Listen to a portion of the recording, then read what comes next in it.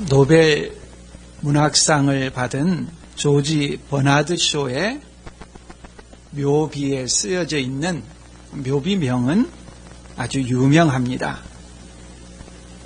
흔히 우리에게 번역된 대로는 우물쭈물하다 내 이럴 줄 알았지, 이렇게 알려져 있습니다.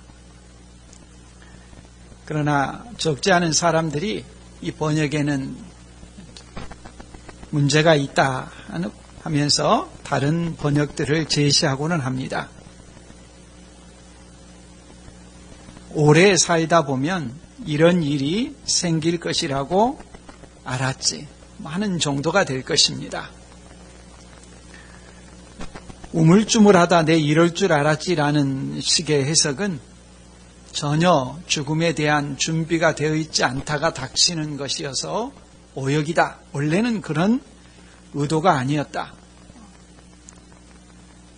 충분히 살다 보면 누구에게나 이런 일이 생기는 것이고 그렇게 알고 있다.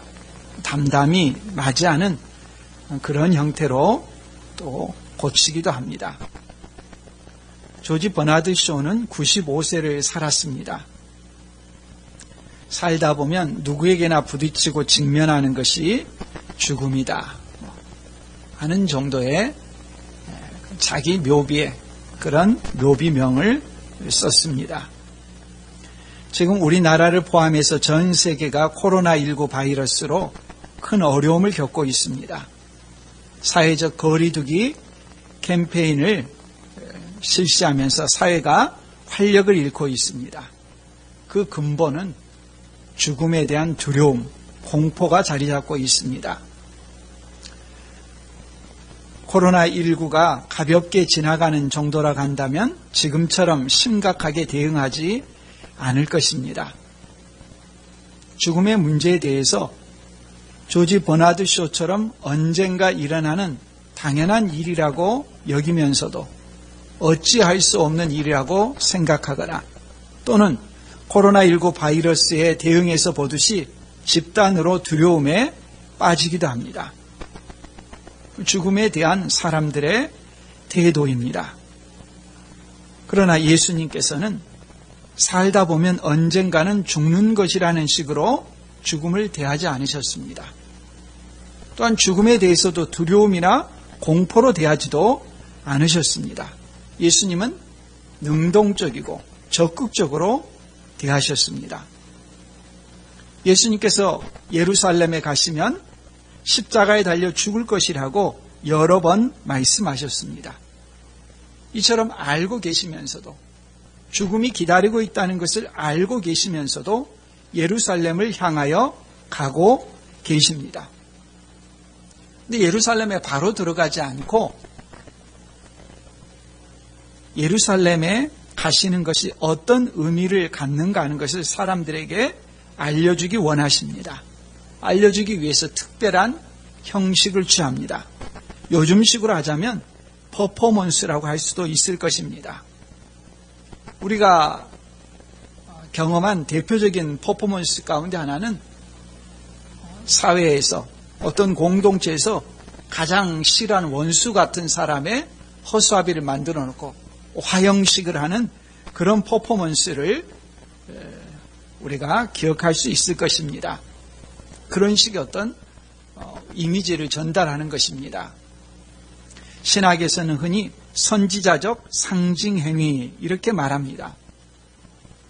선지자들이 말을 통해서도 어떤 의미를 전달하지만 더 강력하게 사람들에게 인상적으로 남도록 하기 위해서 시각적인 효과, 인상적인 효과를 노리기 위해서 특별한 행동으로 보여주는 것입니다. 선지서에 그런 예들이 나오는데 대표적으로 에스겔서에 여러 가지가 나오죠. 예를 들어 예루살렘 모양을 토판으로 그려놓고 왼쪽으로 누워서 390일, 오른쪽으로 누워서 40일 이렇게 줄로 몸을 동인 채 정해진 날이 차기까지 이리저리 몸을 돌리지 못하고 지냅니다. 식사량도 정해져 있는데 하루 220g 정도를 측량해서 생존을 위한 최소한의 양만 먹습니다. 물도 아주 소량만 먹습니다. 1년 이상의 기간 동안 그렇게 선지자가 누워서 움직이지도 못하고 먹는 모습을 통해서 사람들에게 전달하려는 것은 죄 때문에 이런 일이 일어날 것이다. 행동으로 보여주는 말씀입니다. 마태복음 21장에는 연속해서 두 가지의 선지자적인 상징 행위가 나옵니다. 그중 첫 번째가 오늘 말씀입니다. 예수님께서 나귀 새끼를 타고 예루살렘에 입성하시는 내용입니다. 두 번째는 다음 본문에 나오는 내용인데요. 예수님께서 예루살렘 성전에 들어가셔서 장사하는 자들을 내보내시는 사건입니다. 예수님께서 이렇게 선지자적인 상징 행위를 했을 때는 전달하려는 의미가 있겠죠. 그 의미가 무엇인가 하는 것을 아는 것이 중요합니다. 그래서 오늘 우리가 말씀을 통해서 예수님께서 예루살렘에 입성하시기 전에 준비의 과정, 입성하시는 장면, 그것이 뜻하는 것이 무엇인가 하는 것을 차례대로 함께 살펴보겠습니다. 1절 말씀입니다. 그들이 예루살렘에 가까이 가서 감람산 벳바게에 이르렀을 때, 감람산은 아시는 것처럼 예루살렘 동쪽에 있습니다. 예루살렘과 감람산 사이에 기드론 계곡이 있는데 이 기드론 계곡만 건너면은 바로 감람산입니다. 이 감람산 정상 부근에 있는 마을이 벳바게입니다. 벳바게 하면은 처음 익은 또는 설 익은 무화과의 집이라고 하는 그런 뜻입니다. 예수님께서 이 벳바게 부근에서 멈추셔서 기드론 계곡을 건너 바로 예루살렘에 가는 것처럼 이렇게 되어 있지만 다른 복음서에 보면 또 다른 사건이 기록되어 있습니다. 예수님께서 이 예루살렘에 입성하시는 날은 주일입니다. 종려주일이라고 흔히 하죠. 다음 주일 4월 5일이 종려주일입니다. 그리고 종려주일부터서 한 주간이 고난주간이고 부활절로 연결이 됩니다. 이 주일에 있게 된 종려주일 전날인 토요일에 일어난 사건이 요한복음에 기록되어 있습니다. 마태복음에는 이 사건을 놔두고 바로 예루살렘으로 이렇게 들어가는 장면이 기록되어 있지만 요한복음에는 이 종려주일 전날인 토요일에 일어난 사건이 기록되어 있습니다. 베다니라고 하는 마을에서 일어난 사건입니다. 베다니는 감람산 아랫자락에 있는데 그 이름의 뜻이 가난한 사람들의 동네라는 뜻입니다. 달동네, 빈민촌입니다. 도시 외곽에 있는 그런 마을이죠. 제3세기 가면은 어디에나 도시 외곽에는 쓰레기 처리하는 곳이라든지 살기 어려운 그 오물 같은 곳이 흘러가는 곳들에 빈민촌이 형성되어 있는데 베다니 역시 예루살렘 도시에 살 수 없는 사람들이 도시 외곽에 터를 잡고 살아가는 것으로 생각이 됩니다. 종려주일 전날 토요일 베다니에 살던 나사로의 노이 마리아가 예수님의 발에 순전한 나드, 아주 값비싼 향유를 부은 사건이 있었습니다. 그 사건이 더 특이했던 것은 베다니, 빈민촌에서 일어났기 때문입니다. 요한복음 날짜를 정확하게 기록하는데 마태복음은 이 사건을 가룟 유다가 행한 것과 대조되기 위해서 나중에 26장에 이 사건을 기록하고 있습니다. 그 가난하고 가난한 마을에서 마리아가 행한 일과 이 일에 대해서 분개하면서 마음속에 어떻게 이것을 협의할 수가 있는가 하면서 예수님의 죽음의 의미를 깨닫지 못하고 경제적인 가치만을 계산해가지고 예수님을 팔려고 결심한 가룟 유다를 날카롭게 대조하고 있습니다. 예수님께서는 예수님의 죽음에 대해 여러 번 제자들에게 말씀하셨는데 제자들은 제대로 반응하지 못했습니다. 깨닫지 못했습니다. 그 베다니 그 가난한 마을에서 자기의 오라비 나사로가 죽었다 산 것을 경험하면서 주님의 말씀의 의미를 누구보다 깊이 가슴에 새겼던 그 여인 마리아는 자기 인생의 모든 재산이었던 순전한 나드 값비싼 향유를 깨뜨려 주님께 부으면서 예수님의 장례를 준비합니다. 베다니에서 토요일날 그 사건이 있고 나서 다음 날인 종려 주일에 오늘 말씀이 있는 것이죠. 이 감람산에서 기드론 계곡만 바로 건너면 예루살렘인데 예수님께서 바로 예루살렘으로 가시지 않고 멈춰 서셨습니다. 벳박에 이르렀을 때 제자 2명을 맞은편 마을로 보내셨습니다. 어떤 심부름입니까? 2절에 보면 이르시되 너희는 맞은편 마을로 가라. 그리하면 곧 매인 나귀와 나귀 새끼가 함께 있는 것을 보리니 풀어 내게로 끌고 오라 하십니다. 예수님 다 알고 계시죠? 건너편 마을에 가면은 어미 나귀와 새끼 나귀가 있다. 암나귀와 수컷 나귀 새끼가 있다. 그걸 가져오라고 말씀합니다. 이상하죠? 지금까지 예수님께서 늘 걸어 다니셨습니다. 성경 전체에서 육지에서 무엇을 타고 다니셨다는 기록은 전무합니다. 지금까지 또 갈릴리에서 예루살렘 직전에까지 걸어오셨습니다.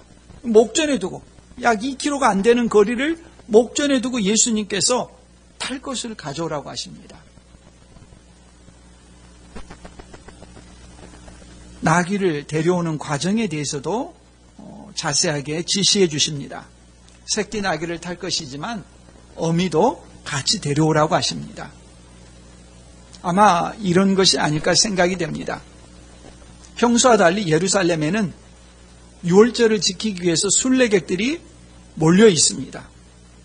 학자들은 적게는 20몇만 명, 많게는 100만 명이나 되는 사람이 좁은 산 정상에 자리 잡은 예루살렘으로 몰려들 것이라고 말합니다. 조금만 어떤 사건이 일어나도 새끼 나귀 같은 경우는 그 충격에 놀라서 어쩔 줄 모르겠죠. 그러니까 어미 나귀를 같이 데려오면 새끼 나귀도 따라옵니다. 2마리를 같이 데려오라고 말씀하시는 것이죠. 데려오는 과정에서 일어날 일도 알려주십니다. 3절에 만일 누가 무슨 말을 하거든 주가 쓰시겠다 하라. 그리하면 즉시 보내리라 하시니. 메어있는 나귀를 풀어서 가지고 가려면 당연히 주인이라든 주변에 있는 사람들이 당신 뭐 때문에 남의 나귀를 풀어서 가느냐 묻겠죠.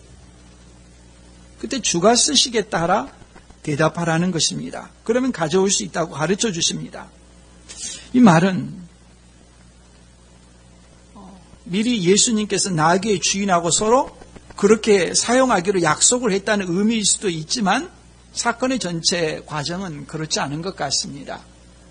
모든 사건을 주님께서 통제하고 다 알고 계시는 전능하신 하나님, 섭리하시고 통치하시는 초자연적인 지식으로 모든 사건을 알고 계시고 지배하시고 이끌어 가시는 그와 같은 주님이라는 것을 우리에게 보여줍니다. 누군가가 왜 가져갑니까? 주가 쓰시겠다 하라. 그걸 보내줄 것이라고 내용들을 다 미리 예수님께서 통제하고 계시는 것을 보여주십니다. 물론 우리가 남의 물건을 사용하기 위해서 가져오면서 뭐라고 하면 주가 쓰시겠다 이렇게 말하면 안 되겠죠. 예수님께서는 우리와 다르죠. 만물의 통치자로서 만물을 다스리는 분으로서 소유하기 위한 목적이 아니라 하나님께서 정하신 목적에 사용하고 돌려주는 것이겠죠. 그러면 예수님은 왜 예루살렘에 바로 입성하지 않고 나귀 새끼를 가져오도록 하셨는가? 그 의미를 4, 5절에서 설명해 줍니다. 이는 선지자를 통하여 하신 말씀을 이루려 하심이라. 일렀으되 시온 딸에게 이르기를 내 왕이 내게 임하나니 그는 겸손하여 나귀 곧 멍에 매는 짐승의 새끼를 탔도다 하라 하였느니라. 구약 성경에서 예언한 내용을 성취하기 위함이라고 합니다. 앞부분은 이사야 62장 11절이고 뒷부분은 스가랴 9장 9절 말씀을 성취하는 것임을 말합니다. 시온 딸이라는 말은 시온은 예루살렘 성을 가리키는 말이고 딸은 그 성의 주민들입니다. 시온 딸은 예루살렘 성과 그 성의 주민들을 가리킵니다. 예루살렘 성과 그 주민들에게 왕이 임했다는 것을 가르쳐주는 표지가 나귀 새끼를 타고 입성하는 것인데 그 내용을 예수님께서 성취하는 것이다 는 내용이죠. 예수님은 하나님의 말씀을 성취하시기 위해서 이와 같이 멈춰서 나귀 새끼를 가져오게 하고 타고 들어가셨습니다. 예수님은 말씀이 육신이 되신 분이죠. 예수님 하나님의 아들의 권위를 앞세워서 무엇이든지 하실 수 있을 것 같지만 그렇게 자의적으로 행동하지 않습니다. 철저하게 하나님의 말씀을 따라서 행하십니다. 하나님의 말씀에 하나라도 어긋나면 하나님의 약속하신 구원자 그리스도 예수가 없습니다. 구약 성경에 예언된 대로의 그 내용을 그대로 이루시고 성취하는 과정을 통해 하나님의 구원의 역사를 이루어 가시죠. 하나님의 말씀에 대한 그 존중, 하나도 어긋나서는 하나님의 구원의 역사가 이루어질 수 없다는 그 순종의 모습, 예수님께서 보여주고 계신 것이죠. 이것은 우리들도 마찬가지입니다. 우리 모두는 자의적으로 말씀을 해석하거나 우리의 주관에 따라서 말씀을 해석할 수가 없습니다. 하나님의 말씀의 메인 존재입니다. 하나님의 말씀은 절대 권위입니다. 우리가 하나님의 말씀에 순종하지 않으면서 하나님을 사랑한다. 그 거짓말이죠. 하나님의 말씀은 우리의 인생의 가장 중요한 지침이고 빛이고 인도자가 되는 것입니다. 사람들에게 그렇게 많이 예수님을 몰아가듯이 이렇게 가는데 그 분위기에 휩쓸려서 이런 과정 생략해도 되겠지 들어가지 않습니다. 멈춰서서 주님께서 말씀하신 구약 성경에 예언된 그대로의 내용을 따라서 성취하고 이루어 가십니다. 예수님께서 나귀 새끼를 타고 입성하시는 까닭은 뭐냐? 겸손이라고 분명히 본문에 말씀합니다. 그는 겸손하여 나귀 곧 멍에 매는 짐승의 새끼를 탔도다. 이 나귀의 특성이 있습니다. 이사야 1장 3절에 보면 소는 그 임자를 알고 나귀는 그 주인의 구유를 알건만은, 나귀의 특성은 주인의 구유를 아는 것이라고 이사야 선지자가 가르쳐줍니다. 주인에 대한 충성심이 있는 동물이라는 것이죠. 인터넷에서 나귀에 대해서 찾아보니까 서민들이 이용하는 동물로 먹이를 먹지 않고 며칠 동안 100kg의 짐을 운반할 수 있다라고 기록이 되어 있습니다. 무거운 짐을 지고 일을 시키면서 주인이 먹을 것도 주지 않을 때 동물이지만 한가할 수 있을 것 같은데도 며칠 동안 그 짐을 운반하면서 묵묵히 주인에게 순종하는 그런 모습을 보여주는 그와 같은 충성된 모습으로서 예수님께서 새끼 나귀를 타고 입성하십니다. 왜 나귀를 타고 입성하시겠습니까? 세상이 바라는 구원자의 모습이 아니라는 것이죠. 세상이 기대하는 구원자의 모습은 승리자의 모습입니다. 정복자의 모습입니다. 강력한 힘을 지닌 존재로 오는 것입니다. 거역하는 자는 단칼로 베어버리고 반항하는 자는 짓밟고 말을 타고 승리자의 모습으로 옆구리에는 칼을 차고 창을 휘두르면서 보모도 당당하게 위엄있게 호전적으로 들어오는 그런 모습, 세상이 기대하는 구원자의 모습입니다. 그러나 예수님은 겸손하게 새끼 나귀를 타시고 온유하고 겸손한 모습으로 예루살렘에 들어오십니다. 예수님이 세상에 오실 때도 그러셨죠. 당신이 창조하신 이 세상에 오실 때도 베들레헴 말 구유에 오셨습니다. 어느 부모가 자식의 출생을 좋은 환경에서 태어나게 하지 않으려고 하겠습니까? 그러나 하나님 아버지께서는 하나님의 아들 예수님을 세상에 보내시면서 말 구유에 태어나게 하시고 머리 둘 곳도 없이 세상 가운데 지내게 하셨습니다. 그 예수님이 새끼 나귀를 타고 예루살렘에 입성하십니다. 종의 모습입니다. 평화의 왕으로 오신 모습입니다. 예수님의 모습에 대해서 사람들이 열렬하고 뜨겁게 반응했습니다. 7, 8절 말씀, 나귀와 나귀 새끼를 끌고 와서 자기들의 겉옷을 그 위에 얹음에 예수께서 그 위에 타시니 무리의 대다수는 그들의 겉옷을 길에 펴고 다른 이들은 나뭇가지를 베어 길에 펴고, 적극적인 행동으로 사람들이 반응했습니다. 겉옷을 벗어 나귀 안장으로 만들기도 하고 길에 펴기도 했습니다. 겉옷을 벗는다는 것은 내 모든 것은 당신의 발 아래 있다는 고백과 같습니다. 그리고 임시로 그들이 요즘을 하자면 레드카펫을 만들었습니다. 예수님께서 새끼 나귀를 타고 사람들이 만들어둔 그 겉옷 자락을 밟으면서 예루살렘 성으로 들어갑니다. 종려나무를 들고 주변에서 환호합니다. 종려주일이죠. 이 모습은 왕의 대관식을 나타냅니다. 열왕기상에 보면 솔로몬 왕이 즉위했을 때 이런 모습으로 사람들이 반응했습니다. 사람들은 예수님께서 이스라엘 왕으로 들어오시는 것이라고 해석하고 반응한 것이죠. 분명히 스가랴서에 보면 새끼 나귀를 타고 겸손히 반응하는데 왕이 오신 것이다 라고 했습니다. 왕이지만 겸손히 오시는 것인데 사람들의 반응은 겸손이라는 것을 빼버리고 왕으로 오셨다는 것만을 강조하는 것입니다.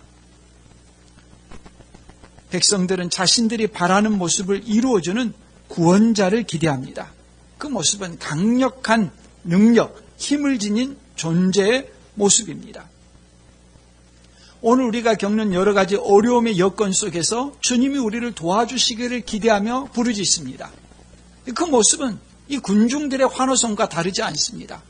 강력한 힘 있는 존재로 와서 그 파워를 보여달라는 것입니다. 그러나 예수님께서 우리에게 오시는 그 모습은 나귀를 타고 오시는 것처럼 겸손한 모습으로 우리에게 다가오실 때가 많습니다. 사람들의 의지, 의사를 무시하고 짓밟는 방식으로, 강압하는 방식으로 우리에게 믿음을 요구하지 않습니다. 그 유명한 요한계시록 3장 20절 말씀에 볼지어다 내가 문 밖에 서서 두드리노니 누구든지 내 음성을 듣고 문을 열면 내가 그에게로 들어가 그와 더불어 먹고 그는 나와 더불어 먹으리라 하셨습니다. 예수님의 모습은 문 밖에서 두드리는 모습입니다. 예수님께서 그 문을 부실 수가 없겠습니까? 그 문을 강제로 열 수가 없겠습니까? 하실 수 있습니다. 그러나 예수님은 그렇게 하지 않습니다. 예수님 우리의 동의를 요구하십니다. 우리에게 문을 열라는 것입니다. 겸손하신 것이죠. 주님께서는 우리에게 오셔서 우리가 마음문을 열고 우리가 겪는 모든 문제를 근원적으로 해결하는 것은 예수님을 마음의 왕으로 모시는 것이라는 것을 밖에서 기다리면서 계속 두드리고 계십니다. 이 방식은 우리가 다른 사람을 대할 때도 마찬가지입니다. 내가 어리석어서 깨닫지 못하고 예수 그리스도께서 주님이심을 나중에 깨닫고 그 확신 가운데 거할 때 너무도 소중해서 우리가 다른 사람, 깨닫지 못하는 사람을 향해서 강압적인 방식으로 대하려고 하는 수가 있습니다. 그러나 내가 진리임을 확신한다 하더라도 다른 사람에게 강압적으로 밀어붙이는 방식은 위험합니다. 오히려 마음을 닫게 됩니다. 말을 타고 칼을 차고 상대방의 마음을 밀어붙이는 방식으로 다가오지 않습니다. 하나님 아버지께서 우리에게 보내주시는 구원자는 겸손한 방식으로 새끼 나귀를 타고 예루살렘에 입성하십니다. 우리에게 다가오실 때도 주님은 그렇게 다가오십니다.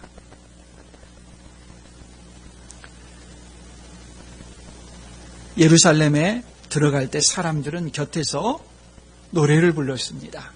순례자들이 예루살렘에 갈 때 부르는 노래가 있습니다. 시편 113편부터 118편까지 그것을 할렐루야송 또는 할렐송이라고 하는데 이 노래를 부릅니다. 113편부터 118편까지 교창으로 노래를 부릅니다. 이 시편의 가장 절정의 부분 118편 후반부 부분의 내용을 본문에 인용하고 있습니다. 9절에 보면 앞에서 가고 뒤에서 따르는 무리가 소리 높여 이르되 호산나 다윗의 자손이여 찬송하리로다. 주의 이름으로 오시는 이여 가장 높은 곳에서 호산나 하더라. 호산나라는 말은 히브리어로 호시아나입니다. 이 말을 그리스어 헬라어로 음역하게 되면 호산나입니다. 뜻은 구원하소서라고 하는 기도입니다. 이 기도의 대상은 다윗의 자손이죠. 호산나 다윗의 자손이요. 다윗의 자손 누구입니까? 하나님께서 보내주시겠다고 하는 구원자 메시아의 칭호 가운데 하나가 다윗의 자손입니다. 예수님께 지금 다윗의 자손 메시아라고 환호하면서 구원해달라고 노래하고 있는 것이죠. 유월절을 맞아 사람들이 각처에서 예루살렘으로 지금 올라와 있고 올라오는 중이고 함께하는 중인데 이 사람들이 막 노래를 부르니까 얼마나 들썩거리겠습니까? 정신없겠죠.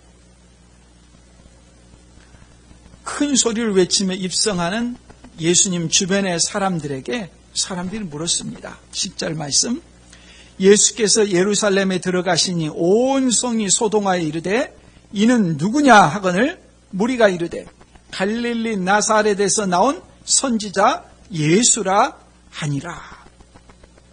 예수님이 조용히 예루살렘에 들어가지 않으셨습니다. 온 사람들이 다 주목하고 알 만큼 떠들썩하게 예루살렘에 들어가셨습니다. 근데 누군데 이렇게 사람들이 환호하느냐? 그 대답은 갈릴리 나사렛에서 나온 선지자 예수, 이런 답이 나왔습니다. 이 답은 정보의 제공, 인포메이션 정도지 신앙 고백이 아닙니다. 이런 정도의 정보로는 사람은 정보의 축적으로 바뀌지 않습니다. 이런 정보는 아무리 많이 쌓인다고 해봤자 그냥 쌓인 것에 불과합니다. 단번의 만남이라도 예수님이 그리스도이시고 하나님의 아들이라는 신앙의 고백이면 그 인간은 완전히 바뀌게 되어 있습니다. 수많은 대중들이 환호하고 있지만 그것은 정보에 불과하기 때문에 이들은 곧바로 나중에 한 주도 지나지 않아서 예수님을 십자가에 못 박으시오 외치는 폭도들로 변하게 됩니다. 예수님이 누구이신가? 정보의 싸움이 아닙니다. 지금 사람들은 예수님께 자기 욕망을 들어달라는 그런 대상으로서 바라고 있습니다. 말은 심지와 같습니다. 말은 장작과 같습니다. 억눌려 있습니다. 로마의 식민 통치에서 압제당하고 있습니다. 누군가가 자기들을 끌어주기만 하면은 언제든지 폭발하고 일어날 준비가 되어 있습니다. 예수님께 호산나 구원하소서 요청을 할 때 혹시나 이번 계기에 우리가 뭔가 특별한 일을 할 수 있을까? 그런 분위기였죠. 군중들이 갈망하는 구원은 철저히 정치적입니다. 로마의 식민 통치와 압제로부터 구원해달라는 외침입니다. 사람들이 고통당하고 어려움을 겪는 것은 로마의 통치와 압제라는 것입니다. 현재 세상에서 겪는 어려움을 정치, 경제적인 것으로 생각합니다. 그런 문제가 해결되면 자신들이 잘 살 수 있을 것이라고 생각합니다. 지금도 그런 사람들이 있지 않습니까? 정치적인 메시지를 내는 데만 분주하고 광장에 나가서 목소리를 높이지. 왜 예수님이 세상에 왔고 무엇을 위해서 어떻게 살아가시고 그 생명을 바치는가 하는 것을 주목해 보지 않는 것입니다. 우리도 예수님을 그런 식으로 이해하기 쉽습니다. 이 세상에서 겪는 어려움으로부터 구해주는 분으로만 생각하는 것입니다. 물론 우리가 주님께 나가서 우리의 어려움을 고백하면 그것이 주님의 뜻이라면 우리의 그 겪는 이 세상의 물질적인 어려움이라든지 건강의 어려움이라든지 관계의 어려움이라든지 이런 문제들에 대한 해결책을 우리에게 주실 것입니다. 그러나 그것이 모든 것은 아닙니다. 극히 일부분입니다. 우리가 당장 겪는 현실적인 어려움이 해결되었다고 모든 문제가 해결되는 것은 아닙니다. 당연히 그 다음에는 또 다른 문제들이 생겨나기 마련이죠. 코로나19 바이러스로 사람들이 어려움을 겪고 있습니다. 이 문제가 해결된다고 해서 끝나는 것은 아닙니다. 또 다른 문제가 계속해서 꼬리를 물고 일어날 것입니다. 사람들은 로마의 정치적인 압박으로부터 구원해달라고 외치고 있습니다. 이 문제가 모든 것의 근원인 것처럼 생각합니다. 이 문제가 해결된다고 해서 모든 문제가 해결되는 것이 아닙니다. 때문에 예수님은 사람들의 그런 군중 심리에 이끌려가지고 부하내동해가지고 사람들이 욕망하는 대로 로마의 정치적인 세력을 타도하기 위해서 우리가 힘을 합하자 어떤 정치적인 메시지를 전달하거나 정치적인 세력화를 하거나 그들과 어떤 다툼을 하거나 그런 일이 없습니다. 그런 문제를 무시하는 것이 아니지만 제도적인 문제를 해결하는 것이 근본적인 것이 아니기 때문입니다. 근본적인 문제는 무엇입니까? 죄의 문제이죠. 모든 문제의 근원에는 죄가 있습니다. 예수님은 우리의 근원적인 문제인 죄를 해결하기 위해서, 죄의 문제를 해결하기 위해서 하나님과 원수되었던 관계를 화목하게 하기 위해서 세상에 오신 것이죠. 예수님은 말을 타고 사람들을 칼로 베는 싸움을 위해서 세상에 오신 것이 아닙니다. 사람을 사람답게 하지 못하는 근본적인 문제, 하나님의 형상을 짐승처럼 만들어가는 죄의 속박에서 벗어나도록 십자가에서 죽기 위해 세상에 오신 것입니다. 그래서 새끼 나귀를 타고 겸손히 예루살렘에 입성하셨습니다. 말을 타고 호전적으로 싸우기 위해서 오신 것이 아니라는 것을, 그 메시지, 평화의 왕으로 오셨다는 것을 전달하기 위한 것입니다. 강압적인 모습이 아닙니다. 겸손한 모습입니다. 세상 죄를 지고 가는 어린 양의 모습으로 오신 것입니다. 예수님은 세상에 오실 때도 겸손히 말구에 오셨지만 죽으실 때도 겸손한 모습이었습니다. 유대 지도자들이 예수님을 처형해달라고, 십자가에 못 박아달라고 그 권한이 있는 본디오 빌라도에게 데리고 갔습니다. 예수님에 대해서 본디오 빌라도가 볼 때 유대인의 무슨 왕으로 주장하고 정치적인 어떤 일을 꾸밀 그런 분으로 보이지가 않았습니다. 신고한 사람들의 체면도 있고 하니까 채찍질을 해가지고 보내려고 했습니다. 물론 사람들이 허용하지 않죠. 유대인들이. 예수님을 채찍질하고 로마 군인들은 예수님께 가시나무 관을 머리에 씌우고 자색 옷을 입혔습니다. 그 모습으로 유대 종교 지도자들, 유대인들에게 보여줬습니다. 요한복음 19장 5절 말씀에 보면 이에 예수께서 가시관을 쓰고 자색 옷을 입고 나오시니 빌라도가 그들에게 말하되 뭐라고 합니까? 보라, 이 사람 이로다. 보라 이 사람이라. 무슨 말입니까? 야, 너희들이 왕이라고 하는 이 사람 모습 좀 봐라. 이 초라한 몰골을 좀 봐라. 채찍질하면 채찍질 다 맞고, 사람들이 조롱하기 위해서 왕의 면류관을 대신한 가시 면류관을 씌우고, 그 초라한 모습으로 이렇게 너희들 보는 이 몰골, 이게 너희 왕이야? 얼마나 희화하고 조롱합니까? 얼마나 볼품없는 모습입니까? 누구도 지상의 왕으로 섬기지 않을 그 모습으로 조롱당하며 있는 그 예수님의 모습이죠. 빌라도가 보기에도 전혀 위협적인 모습이 아니었습니다. 반란을 꾸미기는 커녕입니다. 예수님께서 오늘 우리에게 오실 때도 겸손한 모습 그대로입니다. 위협하며 강압적으로 하시지 않습니다. 힘이 없어서가 아닙니다. 권능을 가지고 계시지만 전혀 행사하지 않습니다. 꺾고 부수고 짓밟지 않습니다. 죄인들의 특성을 아시기 때문입니다. 죄인들은 옳은 것을 대해서도 반항합니다. 옳은 줄 알면서도 순종하지 않습니다. 그런 죄인들을 대하시는 주님의 방식은 부드럽고 온유하고 세미한 음성으로 다가오시는 것입니다. 우리도 모르는 사이에 우리의 본성이 죄에 길들여져서 죄의 소리를 듣기 좋아하고 그 욕망의 노예가 된 채로 있는 우리를 구원하기 위해서 주님이 자신의 모든 것을 다 내려놓고 지극히 온유하고 겸손한 모습으로 우리에게 다가오시는 것입니다.